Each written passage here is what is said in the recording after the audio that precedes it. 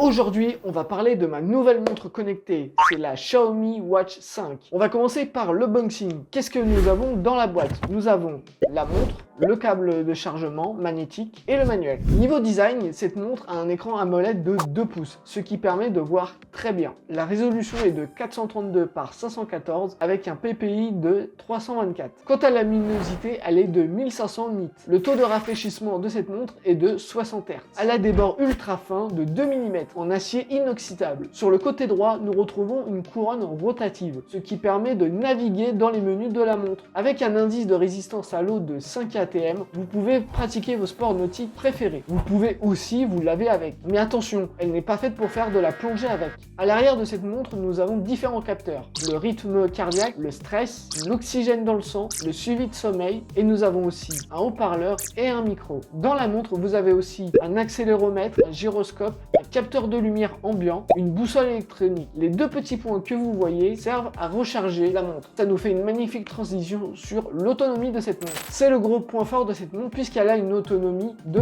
24 jours. Comme vous pouvez le voir sur ce screen, moi j'ai tenu largement plus longtemps alors que j'utilise totalement normalement. Pour faire fonctionner cette montre, il vous faut l'application MyFitness qui est disponible sur Android et Apple Store. Ensuite, il faut tout simplement se connecter en Bluetooth. Dans l'application, vous avez un résumé des différents capteurs. Vous pourrez aussi choisir votre cadran préféré. Le seul bémol que je reproche, c'est qu'ils sont en anglais et non en français. Mais finalement, je trouve pas ça si gênant. Il y a des gens qui reprochent ça. Personnellement, ça m'impacte pas. Ce qui est cool avec cette montre, c'est que vous pouvez appeler et recevoir des appels. Car je vous le rappelle, elle est dotée d'un micro et d'un haut-parleur. Mon seul reproche que j'ai à faire sur cette fonctionnalité, c'est que le haut-parleur, pour moi, n'est pas assez puissant. Ou alors c'est moi qui suis sourd. Ouais, je commence à vieillir, moi.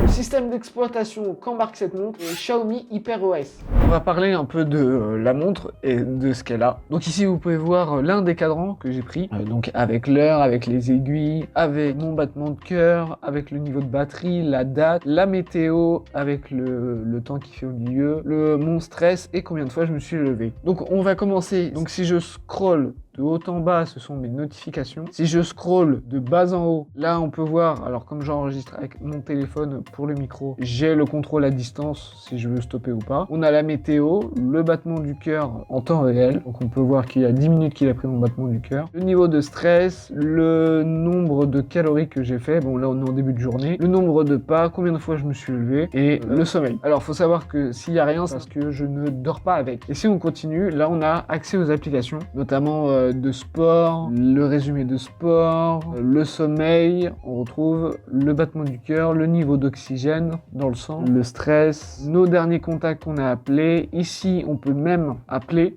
Donc on peut rentrer un numéro, etc. On peut appeler avec la montre, donc c'est cool. Ici, on peut prendre des photos avec le téléphone à distance. On retrouve la météo, la musique. Donc là, on peut mettre des musiques internes dans la montre. On a la lampe torche, pratique la nuit. On a retrouvé son téléphone, le réveil, la boussole, le calendrier, des tâches, si vous avez mis des tâches, un minuteur, un magnétophone enregistré discrètement avec la montre. Vous avez les horloges, un minuteur et les paramètres de la montre.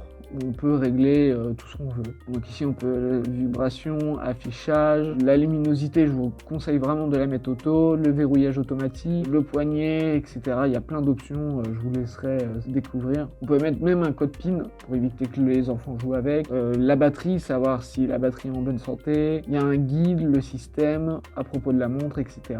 Et aussi avec la roulette, on peut aussi accéder tout en scrollant. Donc ça c'est pratique. Et en bas, on a la mise en page. Donc on peut changer. Donc là, moi j'ai pris un peu comme, si je dis pas de bêtises, un peu comme Apple. On peut changer, hop, et ça change. Voilà, la disposition. Et là, c'est en mode liste.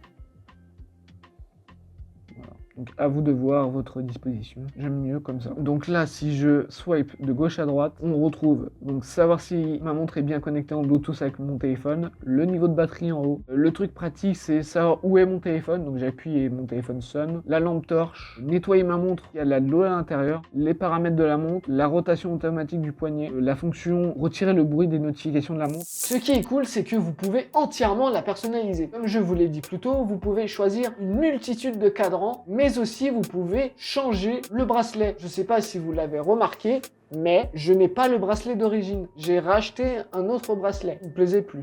Pour changer le bracelet, rien de plus simple. Il suffit d'appuyer sur les boutons qui sont à l'arrière de la montre et de tirer. Et pour mettre le bracelet, il suffit simplement de le clipser. Il existe aussi deux autres versions de cette montre. La Redmi Watch 5 Active et la Redmi Watch 5 Lite. Vous allez me dire, Vic, c'est quoi la différence? C'est simplement les matériaux déjà utilisés. Il y a certains capteurs qui ne sont pas comme celui du stress ou du GPS. Il y a aussi la taille qui change, la qualité d'image et la différence de batterie. Je vous rappelle que la mienne tient 24 jours, voire plus, et les autres c'est 12 jours ou 18 jours, qui est déjà très bien. Mon avis sur cette montre après quelques mois d'utilisation, franchement je suis content de cette montre. Elle a tout d'une grande, franchement. La première que j'avais eue et que j'avais présentée sur cette chaîne il y a maintenant quelques années, c'était la Redmi Watch Lite, donc la toute première version, et j'étais déjà très content. Pourquoi avoir changé? Tout simplement parce qu'elle a déjà 5 ans et je voulais tout simplement une montre récente et plus professionnelle et qu'on peut aussi personnaliser. Franchement, à ce prix-là, c'est hyper abordable. J'ai pas hésité à la prendre. C'est la fin de cette vidéo, j'espère que vous l'avez aimé. Si vous l'avez aimé, n'hésitez pas à liker cette vidéo, de vous abonner si vous êtes nouveau sur cette chaîne et bienvenue à vous. Si vous avez des questions, n'hésitez pas, les commentaires sont ouverts et je vous mets bien entendu toutes les infos en barre de description. Sur ce, on se retrouve dans une prochaine vidéo. C'était Vic. Ciao!